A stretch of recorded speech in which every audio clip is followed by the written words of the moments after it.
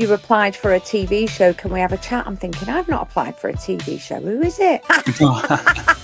So I had this tin of soup going under the hot tap, which wasn't really that hot, for about 10 minutes trying to heat it, but it was lukewarm. Oh my God. I've never tasted anything so rank in all my life. The pair of us were just heaving. And I had about, I don't know, an hour of thinking, what have I done? And I kind of I felt a bit down for a while. Her personality was her personality, but I do think she engineered a few bits and bobs. Obviously, we had little chats about people, but not in a bad way. But from what I'm seeing on watching the show back, and I'm thinking she's actually quite negative about a lot of people. So it's quite upsetting actually to think Ali, I don't know, maybe doesn't like me. See blatantly that Hannah was being villainized for something that she'd not done. Shall I spill the tea? Yeah. Okay, so we're joined by Emma Morgan, a finalist of Big Brother today, and I'm absolutely thrilled to have you on because I was your biggest fan all the way through. Me and my partner just loved you and what you stood for in the house and things like that mainly. Thanks, Dot. And you blossomed with other people in the house, especially people like Nathan and things, but your one-liners were brilliant, and just watching you was just brilliant. It made the show for me this year, and I've watched it all my life as well. So my first question, what was your life like before you went into Big Brother? It was pretty ordinary, quite normal. I do aesthetics for a living, so lip fillers, Botox, that sort of stuff. And my life was just basically going to work, sorting out clients. I was on Instagram a lot, sort of doing posts for my business page. Didn't really have TikTok. My daughter set me up a TikTok, but I didn't know what I was doing on it. So not very good on social media, but I'm learning now. I'm doing my first TikTok live tonight. So Brilliant. I've got people sort of helping me with that because I haven't got a clue what I'm doing. Do you know what I mean? Yeah. But yeah, quite a normal life, just sorting out the family, sorting out my business. I've got a dad who lives in Benidorm, so I'll go over and see him as often as I can. Yeah, quite Well, what normal made life. you apply for the show? That was my daughter. Was it? So yeah, we were sat at home one night. My daughter was there with her friend Lily. They've had a few glasses of wine, and they started talking about Big Brother, and saying I should apply for it. So I didn't even realize it was back at this point. So I was like, yeah, I'll apply when the applications come out. They're like, no, they're out now. Do it now, do it now. This is like 1:30 in the morning. I Right. thought, bleeding out. I went, yeah, no, I won't do it yet. No, do it now, do it now. So I thought, I'll just to shut them up. So I did an application. Um, I'm not saying I didn't want to be on it, but it wasn't something I'd ever thought about. And I didn't actually think I'd get anywhere. I just did the application as a bit of a joke, really. That was back in February this year. And I didn't hear anything from them till June. So by the time I heard from them and they're saying, you applied for a TV show, can we have a chat? I'm thinking, I've not applied for a TV show. Who is it? And it was Big Brother. So and I'd forgotten all about it. So it just went on from there, really. I was absolutely shocked to the core when they told me they wanted me to go on the show. Actually shit myself a little bit. I thought, Did oh you? my God, yeah, what have I What done? what was the people like on the auditions? Because I remember last season they were talking about it, saying it seemed to be the ones who were shocked at all the people doing cartwheels and stuff. They were the ones who got through. I bet you met some right people at the I can auditions. assure you, Scott, I never did one bleeding cartwheel at Oh, my I believe you. audition. Oh, geez, what do you mean you believe me? It was, do you know what? The people behind Big Brother, like all the production team and stuff, you couldn't wish for a nicer bunch of people. They really do look after you on that show. From that very first phone call I had right through till walking through the doors of the house, everybody was really, really lovely. The audition process, there was quite a few hoops to jump through before you got to the sort of face-to-face auditions. And we were put into groups, similar to a bunch of housemates, really, and went through a few sort of tasks, little questions where we had to stand up and have a chat about ourselves. Then we had to nominate people, and it was very, very similar to the Big Brother experience. And as we were going on through the day, people were sort of getting picked off and saying, well, that's the end of it for you. And they ended up just like a small amount of us left at the end of the day. But no, they didn't really ask us to do anything stupid or crazy. They did ask for each of us to tell a funny story, but said we don't want to hear any stories about anyone shitting themselves. So I don't think, which I was glad about because I didn't have a story like that.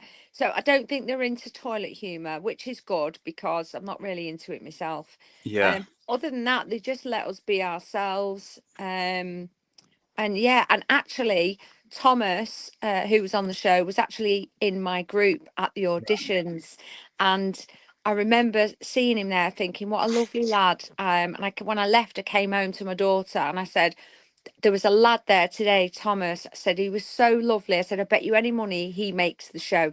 I said, me and you'll be watching it, and I promise you he'll be there. And I'll be like, there's the lad from the audition, not thinking I'd actually be in the house. So I went in second into the house, and Thomas came in after me. And then when he walked in, I was like, oh my God, you was on Yeah. my audition. But they cut it off very, very quickly. I Yeah. saw. There was actually some stuff going around at the time saying, I think it must have been yourself who said, because you said that you recognised him, they're like, these people have met before and it's all a conspiracy. And it's like they've met the No, auditions. not at all. We met at the audition. I probably said 3 or 4 words to him, if that. When you're at the auditions, you're not allowed to take anybody's phone number or contact details like social media, anything like that. And if you are found to have done that, you wouldn't be getting on the show. So, although I did see him at my audition, I didn't know anything about him. I didn't have his contact details. I believe as well Sarah and Lily were at the same audition on the Yeah. same team. So they'd also met at their audition. But again, they'd not swapped details or anything like that. So yeah, I'd seen him before, but he was certainly still a stranger. Everybody in that house were strangers. Yeah. What was it like in the first few days? Because you actually, was it called the cellar? You got The put in the cellar, didn't you? storage. The storage, Storage. that's it. Oh, I tell you what, that was evil. I don't know how bad it looked on TV. I don't know if I've seen that episode, but it was nasty. Like it was just awful, especially you've just had all this like huge excitement, all the glitz and the glamour and this beautiful house and stuff, and the next thing, bosh, you're in like this dirty little basement thing. And we were like given tins of tuna and breadsticks and pickles and just really random nasty things. So it was a bit of a fall from grace, if you like, being in storage. I remember actually there was the food was awful, but you were starving, so you end up eating it. There was a tin of lobster bisque, and I thought, oh, that's a bit of me, that. And Nathan, being a bit posh, he was like, oh, I said, do you want to share this? He went, yeah. So of course we couldn't heat it up. So what I decided I'd do, I said, what I'll take the tin into the toilet and I'll put the tin under the hot tap. So I had this tin of soup going under the hot tap, which wasn't really that hot, for about 10 minutes trying to heat it, but it was lukewarm. Oh Oh, my God. I've never tasted anything so rank in all my life. The pair of us were just heaving. Like it was awful. So it was lovely once we got out of there and entered the main house again. I yeah. felt like I'd just been upgraded from a 1 star to a 5 star. So that was nice. Yeah. I remember that was the first time you kind of struggled a little bit because I think that you were struggling with your back, and also Lily. I remember she had like a wig on and she was screaming at top of her head with this microphone. So that was, and you were struggling a little bit with that. Do you know what it was? When we entered the house, it was probably like, I don't know, 10 o'clock at night, 10 to 11. And by the time we were in storage, it must have been midnight or just after. So we've all gone into storage. We're all absolutely wired, like excited, nervous, all these emotions. So none of us slept till I think we were going to sleep at about 6 a.m. So during that time with Lily doing her singing, it was, yeah, it was difficult. Um, but I just thought maybe she's just overexcited and it'll stop. But it didn't It stop. didn't. It didn't stop. Is that Um, when you started to blossom a little bit with Nathan down in the Yes. I remember when I first walked in and got into storage. I remember sitting on my little mattress, um, and just looking around and thinking, I'm surrounded by really young people. Like, and I had about, I don't know, an hour of thinking, what the fuck have I done? Like, Yeah. I don't belong here. I'm not going to fit in. And I kind of like I felt a bit down for a while. And then after a little while, I thought, "Do you know what? I'm probably more immature than most of them in here anyway." And then I started chatting to Nathan, and it became apparent that me and him were really going to get on well. And I think that made a massive difference because if you've got a friend, a real friend, in an environment like that, then it gives you, it's like having a security blanket in a way. Because if I was like looking around thinking, oh, I'm not sure about this conversation or I don't know, I would just go and find Nathan and we'd be okay. So yeah, Nathan saved the day for me really in there. Yeah, I really like Nathan. He was so fair, and he'd have his political opinion, but he was always fair, and he was always open to other people. He just kind of doesn't like the radical kind of No. politics side of thing, and I respect that. That's exactly how I am, to be fair. So I related to him with that stuff, and Yeah. I straight away took to him. And then when I saw you two, and that, because you're up north where I live as well, I was always kind of watching out for you as well. And I thought that was the most beautiful part about this year is your relationship together, and it kind of blossomed and grew in numbers. And that was my kind of group that I'd like to watch anyway. If you were in the house, would you have been our friend, Scott? Yeah, I'd have been in that group, definitely. There was some other groups that I wouldn't. The Anna kind of group probably wouldn't have fitted me so much. Yeah. I'm quite just. I'm. I wouldn't be able to go in there and play a game, me, and act something that I'm not. I'm quite introverted and stuff, so I can't act and stuff. So I Yeah. need to be myself for to feel comfortable. I think anybody going into that house, even if they're thinking, actually, I'm going to be this way, or I'm going to be more outgoing, or I'm going to be less outgoing, I think eventually your mask is going to slip. You Yeah, can't put an act on 24 hours a day. You can, I've seen it in there where people do or say certain things for, you can just tell that they're doing it for the attention or because they think it's gonna, make them more popular and stuff like that. But yeah, you can't keep it up 24 hours a day. yeah. There was a bit of that going on, I think. Shall I spill the tea? Yeah. Um, I think with Lily, I think a lot of her personality was her personality, but I do think she engineered a few bits and bobs. The screaming isn't something that she normally does. Um, she I heard you told, speak about this on a live with Sir and stuff the other night. yeah. Yeah, Sarah said that Lily told her she only started doing the screaming 3 days before she went in. So we got put in a hotel for 3 days before the show. Um, and Lily had started doing the screaming and clapping thing. And she took that into the house with her. But I just saw similarities. You might remember Nikki Graham, bless yeah, her. She was a bit of a screamer and she did very well. So yeah. part of me wonders whether or not Lily thought, "Do you know what, it worked for Nikki, let's try that out." And she used to say a lot of random stuff. And she wasn't stupid, Lily, she was Yeah, clever. So I don't believe that everything she said and did was truly herself.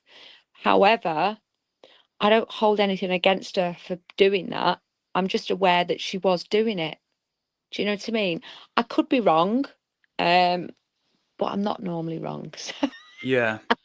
No, you I like just me. I'm felt that straightforward. when I came out of the house, and I mentioned that to Bobby Norris when I was doing Food Bar Radio with him, he said that Ashleen or something like that. She's got a column in the Sun. Whilst I was in the house, she actually wrote that and said Lily's trying to be like Nikki Graham. Yeah, Um, and I actually did mention it in the diary room to Big Brother, whilst I was on the show as well, that I think he's asked me, does he think anyone's like game playing? And I just said, well, I think Lily's trying to imitate Nikki Graham a little bit. And Big Brother was like, Emma, Lily would have been 2 years old when Nikki Graham was on Big Brother, and as if to say she wouldn't know who she was. And I said, well, she wasn't even alive. She wasn't even born when Elvis was alive, but she still knows who Elvis Presley is. I said, so come on, don't be daft. Yeah. So, but I think she's clever for doing that, and I'm surprised she actually went out as early as she did, because she is likable. And to all those out there wondering, do I like Lily? Of course I like Lily. I just didn't enjoy living with her all the time. Most of the time, Yeah. it's fine. But what you don't see is in a 24-hour period, there was a whole lot of screaming going on. And for me, it was unnecessary, it was uncalled for. And certain times of the day, first thing in the morning, very late at night, like I just didn't want to hear it. And I know she screamed in people's ears quite a lot. Ali wasn't the only neurodivergent in that house. I know Hannah was, I know Sarah was, Baked Potato is. So it was difficult for them. I think Yeah. Lily knew, because I told her I wasn't into the screaming. She didn't really do it to me, but she did do it to me one time right in my face, which is why the following morning I screamed in her ear. I think they Yeah, I showed me remember that. doing that. They didn't show what she did to me the night before, for Right. to warrant me doing that back to her. But I just thought it was like dead late at night, and she was screaming and carrying on and waking me up. And I just thought, well, wait in the morning, because she never used to like getting up early, Lily. So I thought Yeah. I'll give her a taste of her own medicine. But to be fair, she didn't flinch. Yeah.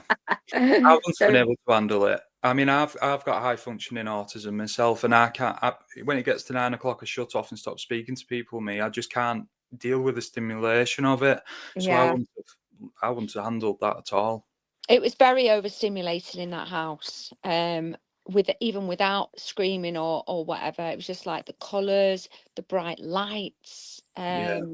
you know, knowing the seeing cameras everywhere. It was obviously it's not the normal way that we live. Even going for a week to the toilet, there was a camera, there was mics, and I was like, oh my God, I remember the first time going for a wee thinking, oh, I was like trying to sit on the loo without showing anything. Do you know what I mean? I thought, oh, I can't cope with this. And I was in the diary room one day. I was constipated in the house. I was like, Big Brother, I can't go to the loo. And they're like, we'll give you laxatives. I said, but I'm scared. I said, I don't want to go to the loo. I said, I've got toilet fear. I said, there's a camera. He's like, Big Brother's not going to watch. I went, but how do I know that? So that was quite difficult to begin with, like relaxing enough to actually go to the toilet. Can't Yeah, I believe can I'm sat imagine. here talking about toilet habits, but who actually goes to the loo with a camera and a mic there? That Yeah, was that was difficult for me. that's intense. That I've actually I thought about that in the past. know. Before I went in, they said that there is a camera and there are mics in the toilet, but don't worry, they would never show anything. I thought, well, that's bleeding good. Don't think anyone would want to see me sat there having a wee anyway. But you never know. There's a few weirdos out there, isn't they? Definitely. But it was just knowing that somebody in production could hear and see you if they wanted to. I'm just hoping they didn't want to. Yeah. Yeah, I mean, it obviously always starts off very innocent from because everyone's very vulnerable because they don't know anyone, they've got all this pressure on them, and then people start to become comfortable, and then a few things start happening. I think the first thing that happened was Ali and Khalid start to develop this kind of feud where Ali started. I did a video on this, and Ali obviously felt like Khalid was fake and he was acting. There's a lot, like you said, we only see 1 hour every night, so maybe there was a lot more to it. But I felt what she did to him was at the time, was a bit uncalled for, and a bit strong, given what a job is and things like that. Yeah. Um, was there anything else that was developing like that? Um, I did think at the time when Ali said Khalid was fake, I didn't agree. I still don't agree. Um, and I, at the time, thought Ali was just very sort of, she kept herself to herself. She isolated herself off a little bit. She had like friends with Martha and Dean and Lily. And she didn't really socialize much with the other housemates. It was just them lot. And it was only when they left and got evicted that she then kind of came out of her shell a little bit more, which was nice. But watching the show back, I haven't watched all of it yet. I do see that she had quite a lot of opinions on a lot of people, and I do wonder whether or not she swayed people with her opinions. I was quite surprised actually at how much talking she was doing about certain people. Yeah, Sorry, I'm just gonna get that's all my right. do not disturb on because it's going mad where I'm at. There Yeah. we are. Well, while we're Yeah, on I the didn't topic, think she was. I didn't think she was right about Khaled. I do think with Khaled, his personality was his personality. I don't think he was being fake or holding back at all. I just think he was being respectful and well mannered because he knew his family would be watching. yeah, Um, and I get that, and I'm not against that. The only thing that I did notice with Khaled was when he did have a chat with you, not all the time, but sometimes when he was talking to you, it felt like he was doing it for the wider audience, that it yeah, wasn't a conversation but just between you and Khaled. It was a conversation between Khaled, you, and whoever was watching the show at the time. It was a little bit of just projecting himself and performing a little bit. But I don't think what he was saying was fake or anything like that. I had a lot of time for Khaled in the house. I really, really liked him. I thought he was great. yeah. I think what you're saying is fair. Real, it's the exact same opinions as what I have as a viewer, and other viewers that have different opinions, and that's what the show's all about. But some Yeah, of people course seem it to is. have forgot that. Yeah, Yeah. So, I mean, what was your well, in fact, before we move on, and we're just last one on Ali, she was talking about you when they were sat down, and you had suspicions, and your suspicions were correct. yeah, She flat out denied that she ever said anything about you. yeah. Do you have any reflections on that now? Yes. Number one, she can talk about me as much as she likes. We all spoke about each other in that house, as you would do. It was a social experiment.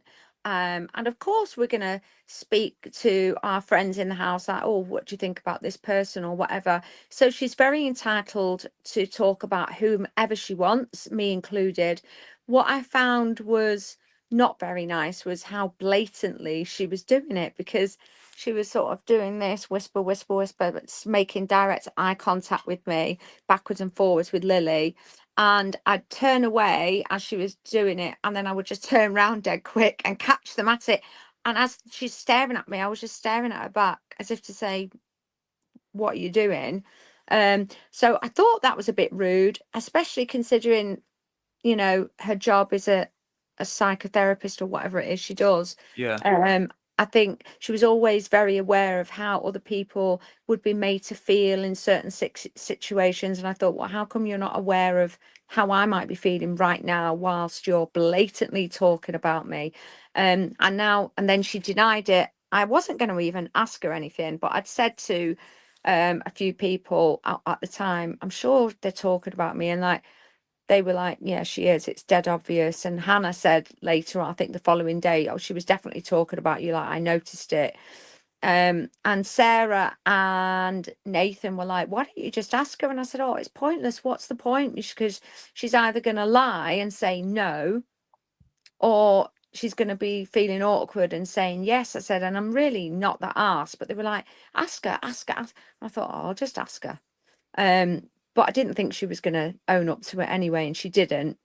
But what did piss me off a little bit, and I can't lie, is I've now watched it back. I think I seen that episode yesterday or the day before, and she was saying, "Oh yeah, I think Emma's mentioned winning a few times, and Emma seems to think that she can win this." What a load of old crap! I yeah, never ever believed I could win that show. Obviously, we're all in with a chance, but I didn't ever see myself winning that show. I didn't see myself getting past week 3, never mind making it to the final and coming third. So I was a bit surprised at that because I always thought Ali was said it as she saw it, me didn't mince too. her words, and was quite truthful, but that was blatantly not true. Yeah, I never once mentioned that I could win, or that I thought I could win. So it did make me question other things that Ali had said about other people as to how fair she was being and how accurate she was being. But yeah, but you know what? it's really not that a bigger deal to me. I'm still fine with Ali, although Ali and Lily, neither of them follow me on Instagram, I don't think. Yeah, So I think that says it all. They were probably a little bit upset, but again, I'm not really that bothered. Not everybody is going to like you in this world. Some people will, some people don't, and people are entitled to their opinions. She didn't have the best personality in the house. I never really found her entertaining or great fun to be around. So it's no big loss to me on the outside world. yeah, Although I think it's a bit childish to like not follow or whatever, but I do. it's no skin off my nose. It's not an Yeah. issue. Well, I said when you was in the house publicly, and I think one of your friends was always following it. But I said you were I found you so positive throughout that experience, and I mean, it's just my opinion as a viewer again, but I didn't think Ali brought anything positive. For a job, you'd think she'd be very aware of feelings, her own, and could reflect well because usually they're very insightful. But I found her very just negative, and at times I kind of didn't want to watch it at times because of it. But on the Yeah. flip side, I thought your group and even like Hannah's group and stuff, there were some real positives and entertainment, and Yeah. you seem natural. We were, honest to God, we were just having a laugh in that house. Obviously we had little chats about people, but not in a bad way. Um, Yeah, but from what I'm seeing on watching the show back, most of Ali's chat was sort of analysing people and normally in a bit of a negative light. yeah, So I'm watching it back and I'm thinking she's actually quite negative about a lot of people and mistrusting and deciding someone's not right or they shouldn't have said that or reading between the lines. And I think that's a dangerous thing to do because although we've spent a few weeks with each other in that house, we all don't know each other. We don't know what we're really like on the outside. So for one to say somebody's fake, how can you tell they're fake if you don't know them from the outside? But yeah. obviously you can look and think, I don't think that behaviour's normal. Like it's just a bit random. But yeah, I think Ali and I had some lovely chats in that house because obviously she lost her brother not that long ago. I lost my mum quite a while ago, 9 years ago. But grieving and losing somebody you love was a common ground for us, Yeah. one that the other housemates hadn't really been through, and we kind of bonded over that. So it was quite upsetting actually to think Ali, I don't know, maybe doesn't like me or after the show, but at the end of the day, it's really not going to impact my life in any way. I've got my own life to be going on with, so I'm not really too bothered about it, to be honest with you. Although the Ali supporters are a bit fierce, I Yeah, think they've got more of an issue than Ali has herself. yeah, Same with Lily's. But again, no skin off my nose. I don't know them. I know how I feel as a person. I know I've not been nasty or warranted any abuse from them. So I just let them crack on and get on with whatever it is they want to do. yeah, good for you. I mean, one thing that I always wonder when the it goes live on a Friday night, you'll get people booing, shouting for people out and stuff, but it's never actually a true reflection of who is actually going to leave. It's Um, bizarre.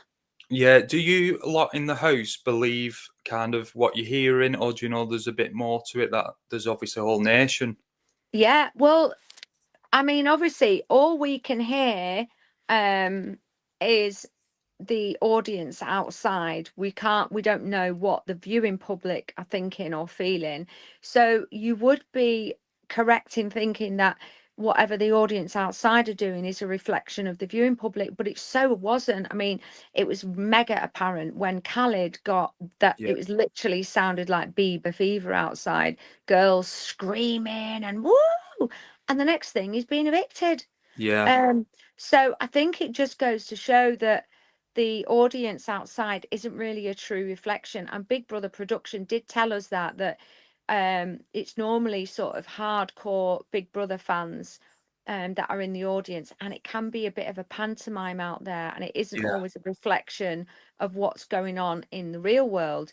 But you kind of didn't believe them when they told you that, and you thought, no, it must be, the right thing. Um, so yeah, that was a bit odd. Lily got a decent cheer. She got a few boos as well, but she got a nice cheer. And Khaled got an amazing cheer, and obviously they both left on that double eviction night. So Yeah. that was a bit of a head scratcher. Like, it was odd that that wasn't a true reflection, but there was only a few hundred people in the live audience. There used to be a lot more than that, but I think health and safety and stuff, they've kind of brought that audience down smaller. But yeah, it wasn't a true reflection.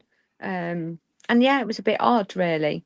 Yeah, I did like how you stood up for when Murphy did. She tried to, I won't say backstab because she seemed nice, Murphy, and she probably didn't mean it in the way she did. But and I liked how you stood up and stuck up for. Was it Hannah? I'm trying to think Hannah. of the situation now. Yeah, Yeah, it 'cause I was was. thinking the same thing at the time. You Yeah, said it, and I was glad that you did. yeah. I'm glad that I did. Um, I wasn't really one for getting in people's beef and stuff like that, because not because I'm just so placid and I don't want to have an argument, but because a lot of the times I just thought, you know what, why are you getting like, why are you deep in everything all the time? I just think my life on the outside could be quite stressful.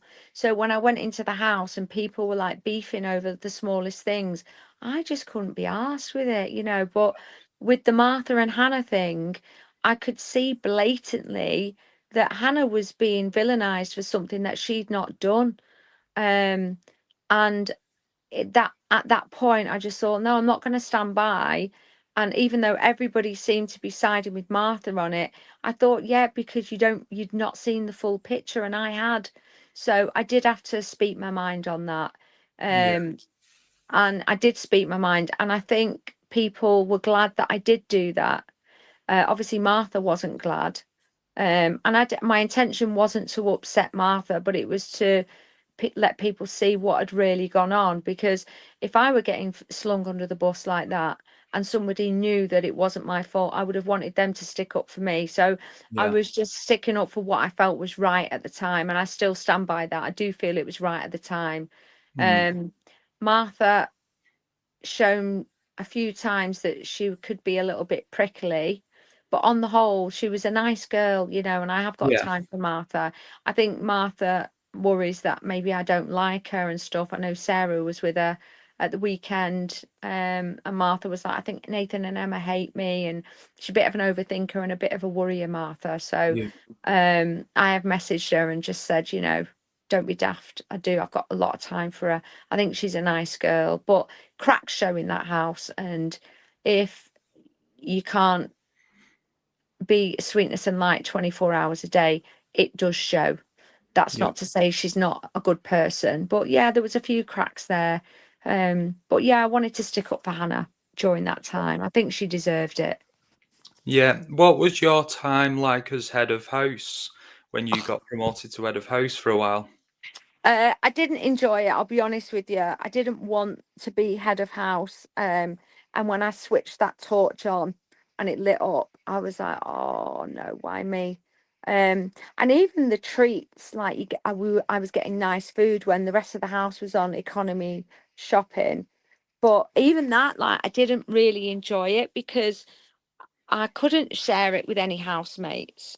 If I was to have shared it with the housemates, I asked Big Brother, can I share this? And he's like, if you let any of the housemates eat your food, there will be consequences for the whole house.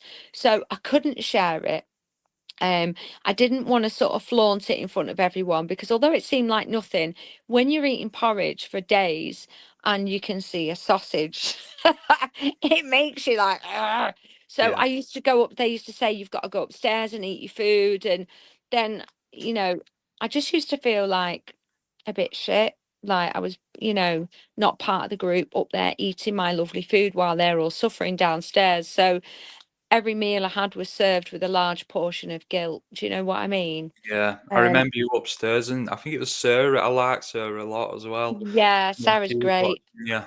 Sarah come up, she was like, do you want me to come and sit with you? I said, yeah, yeah, if you don't mind. Then I was like, oh my God, are you all right? Like, seeing me with this, is it doing your head in? She's like, no, I'm fine. And she's vegetarian anyway, or pescatarian. So she wasn't like, drooling over me sausage. That sounds a bit rude. Um, and then, you know, that was nice when I had a little bit of company. And Nathan came up one time, but the nominating, obviously I nominated 6 people in total, and did a killer nomination with Dean. So that was like 7 bad decisions I had to make. But I think it's everybody knows that I've got to do it. Big Brother makes you do it. You have to do it. You can't not do it. So I think that, bearing in that in mind, I think most of the housemates were like not holding a grudge against me, although Tom did nominate me following that. Yeah. Which, is fine. It's hard sometimes to find a reason to nominate someone. You're literally splitting hairs, and pulling things out the bag to try and give a reason, because Big Brother does make you give a reason. So that was very difficult. I did think that I was going to get a lot of backlash for it, but to be fair, my housemates were really, really nice about it and quite understanding. So I was dead thankful for that. But I was so glad when it was like my reign of terror was over. And that head of house bed, I couldn't sleep in that. Then Oh, really? bleeding satin sheets, I was sliding about like God knows what in it. So yeah, I was happy to get back to my normal bed, once Yeah, I that think was over. Marcello said about the satin. He made me laugh so much, him. And at first, I thought he's a bit of a creep, this guy. And they quit. He shows you should never judge a book by its cover, because he is so funny. He seems so loyal and genuine. And Honestly, he really was. yeah, I think I'm watching the show back. He comes across as a bit of a misogynist, um, just like, sexual innuendos, a bit of a playboy, and he does have that side to him. Not the misogynist side, but he does have that side to him. But that's him just having a laugh, being a lad. And because he's so true to himself, he has no filter. So what you would hear Marcello say on that show is nothing short of how he would be on the outside. Whereas I think maybe a few of the other housemates, if you heard what they said on the outside, you'd be like, oh my God, did they just say that? They weren't like that on the show. Marcello was exactly him, and there was so much of Marcello that wasn't shown that would have really endeared the public to him, because the lad is exactly who he says he is. He's loving, he's caring, he's kind, he's a gentleman. And yeah, he will come out with things and you think, bloody hell, Marcello. But because he's such a lovely lad the rest of the time, you kind of forgive him for it. yeah, Some people are very, very easily offended and get offended by everything and anything. So those people might have found him different to how I find him. Takes a lot to offend me. You've yeah. really got to go for it to offend me. So he never offended me. And I've got all the time in the world for Marcello. I thought he was one of the best housemates in there, to be honest. Yeah, there was a funny story what Sarah told when he said something about your pH levels off. I found it really funny at the time, because there was Do you this know whole what chicken. Sarah did and I did? Yeah, but what they didn't show was that me and Sarah had done a prank on Marcello. So I can't remember if it was my idea or Sarah's idea. Um, but we were going to leave a pair of knickers on his pillow, because he's like, he's a bit girl crazy. So Sarah said she got a pair of her knickers, and we dipped the knickers in a tin of tuna. As I'm saying it back now, it's just vile. But we just thought it'd be funny. So we dipped the gusset of the knickers into a tin of tuna, let them dry off a little bit, and threw them on his pillow. So when he's walked in the bedroom, he's like, oh, what are these? And as he got closer, he's picked them up and he can just smell pure fish on them. And he's like, he threw them out, and he was mentioning, he said, you want to sort your pH balance out. And like, so we were howling, like we thought it was funny. And he kept like putting the knickers in under other people's pillows, and they were getting thrown around the bedroom and stuff. We was all having a bit of a laugh with it. So when he mentioned it again, I don't know, was it the next day or something like that? It looked like that comment had just come out of nowhere when he Yeah, said it to Sarah. I think he was being a bit prickly with her. She was sat round with the boys, and he said something about her pH balance. But that wasn't the first time he said it, and it was in relation to the tuna Nickergate. So yeah, I think I need to stick up for Marcello there. If anything, it was me and Sarah being disgusting, dipping him in bleeding tuna in the first place. So yeah, the pH balance comment was off of that. We called it Tuna Gate, was off the back of that. So he didn't just pluck that comment out of thin air, you know. Yeah. There's a bit of a backstory to it. Yeah, so lastly, I was just wanting to talk a little bit about Nathan and maybe his relationship with Baked Potato. Yeah. And then we'll just talk about a little bit what you're going to do going forward. And any links from your business, I'd really like to put them in under this so anybody watching can go in the description and obviously visit that. So yeah, when did you find out about the relationship? Because there was a fire alarm apparently, weren't there? Yes. So there was a fire alarm. We all had to be evacuated out of the house, and we literally just went across the road into the production offices, I think. And it was lovely. But obviously, our mics, I don't think our mics were working there and stuff. Um, I didn't use that opportunity to say something that I wanted to say in the house because I said whatever I felt anyway. But Nathan and Rosie had a little chat, and um they planned like to see each other after the show and stuff like that.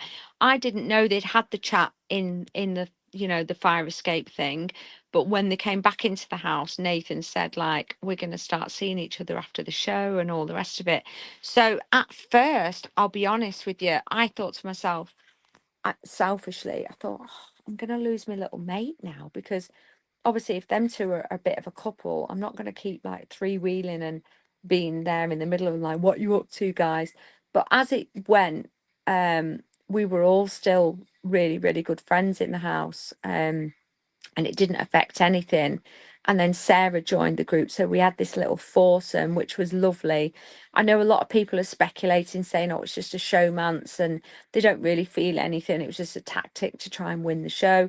Absolute nonsense. I have never seen anybody so in love as they are. Genuinely, really, really adore each other. I was out with them on Wednesday in Manchester. Me, Baked Potato, Nathan, and Sarah, and they can't keep their hands off each other. Like, it's pretty sickening. Yeah. Um, it's a lovely, lovely relationship they've got. They've literally been inseparable since leaving the house. Rosie went up to Scotland. Nathan's been up to Cornwall. They've met each other's families, and yeah, I think they're going to move in together because obviously Scotland and Cornwall, bit of a distance. Yeah. So I'm hoping they're going to come and live in Manchester. Nathan said if they ever get married, he wants me to be his best man. Not sure how I feel about that, but why not?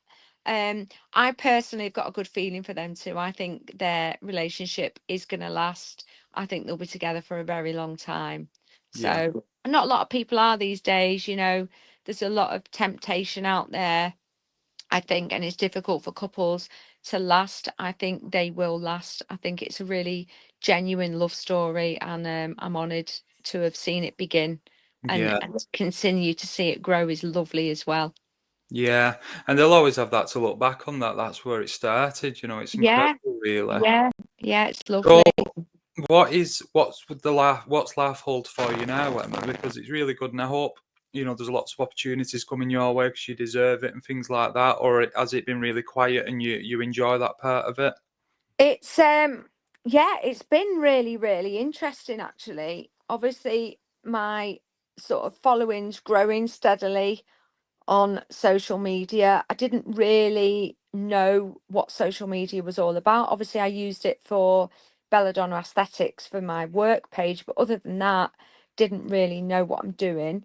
Um, but I'm seem to be quite popular on TikTok and Instagram now. So we've got sort of advice from the press team at Big Brother about what to do as far as that goes. I've had a few collaborations. I've got one with a clothing brand that's coming today. Oh, great. Um, so I'm going to be doing stuff with them. There's a few agents I'm in talks with at the moment. So I'm just deciding who the best person is to go with. I don't really know what sort of stuff I'd be doing with that. I'd love to be able to go more into the acting because I've done a lot of acting. Not so much TV stuff, but theatre. And I love doing that. I love the comedy side of it. So to go down that route would be amazing. But also, I think not necessarily helpful being on a reality TV show. I don't know whether you're taken serious as an actor coming out of something like that. So that might hinder rather than help. But I don't know. I'm just going to see where it goes. It's crazy going out and having people asking for pictures and autographs and stuff like that. And I'll be honest with you, low key loving it because I'm an ordinary person. Like to start having that is just wild. Yeah. And, people who are popular today are forgotten about tomorrow. So I'm just enjoying it whilst it lasts.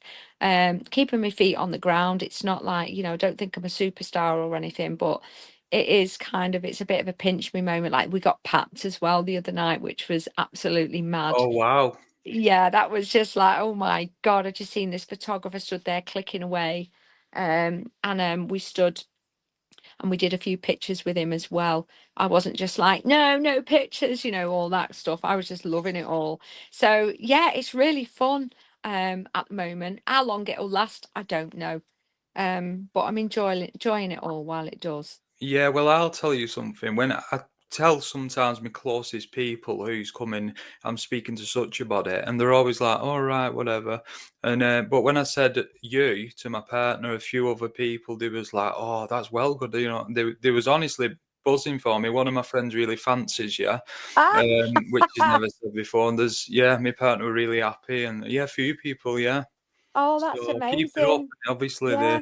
the public have a really good perception of you, which is good because I can tell it's very genuine, and I'll always be a big supporter of yours going forward as well Oh, in whatever thanks, you Scott. do. And yeah, so you look after yourself, and I really appreciate you giving me the time to do this today as well. No problem at all. It's been a pleasure talking to you. I've really enjoyed it. Good, thank you. Yeah. Stay in touch, Emma. I will do, my darling. You have a good one. Thank you. Bye, lovely.